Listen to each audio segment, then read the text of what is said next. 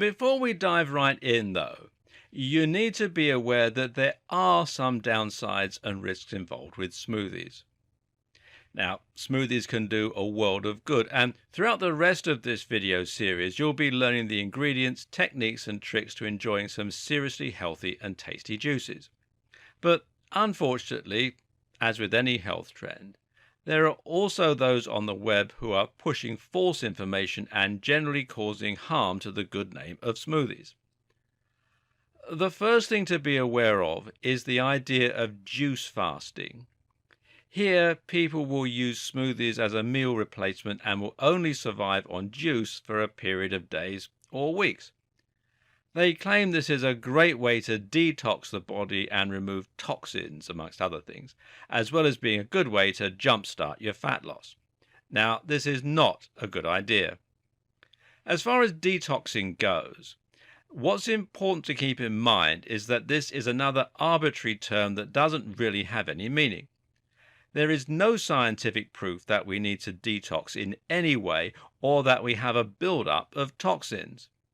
The truth is our body has its own system of detoxification, and this works just fine without our help. Your body will have no difficulty in removing toxins over time, and they're not likely to build up or increase in number anyway. In one study, researchers asked the makers of detoxing hair products to name some of the toxins that their shampoos and conditioners could combat. They found that the manufacturer could give no good explanation. We like the notion of detoxing because it seems to make intuitive sense, but in reality, this is actually just a waste of time. And what you also need to be aware of is the high sugar content found in smoothies. Now, sugar is not always a bad thing, and over the course of this video series, you'll learn to mitigate the sugar found in your smoothies. However, when you remove the food from your diet, you remove the buffer to protect you from the sugar and the acidity in your smoothies. This can result in some serious damage to your health, and a diet consisting purely of smoothies is likely to damage the stomach lining and, more importantly, the teeth.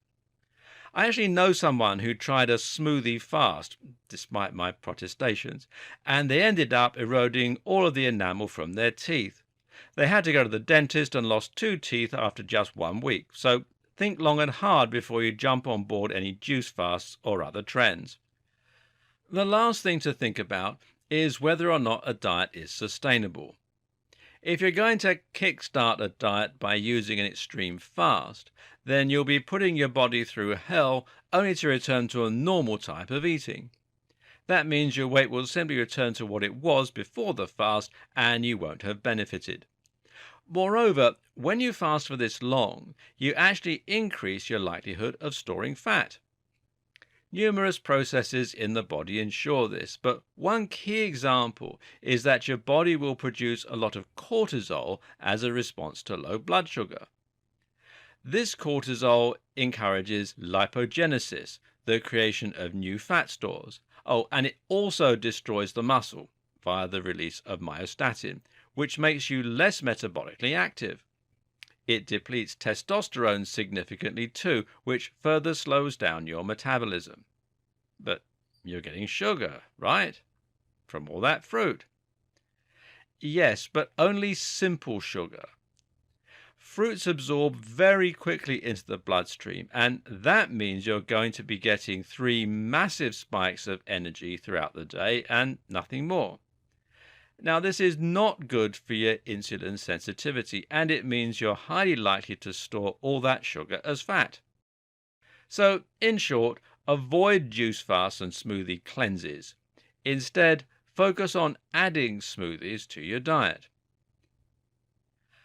Smoothies do a ton of good, but, as we've learned, they also carry a few risks with them. If you're now concerned at the potential damage that the sugar in smoothies can do, it might have put you off the idea of adding smoothies to your diet. But don't worry. When you add just 1 smoothie of a reasonable size to your morning routine, you have nothing to worry about. This is especially true if you also make sure that you reduce sugar from other sources in your diet. If you have particularly sensitive teeth, though, or if you don't react well to sugar, another option is to focus more on vegetable smoothies or to look for fruits which are lower in sugar. There are plenty of good options to choose from, and adding more water to your smoothie can also help to dilute it. When we go through the recipes and tips, you'll see there are a number of different options that are lower in sugar than average.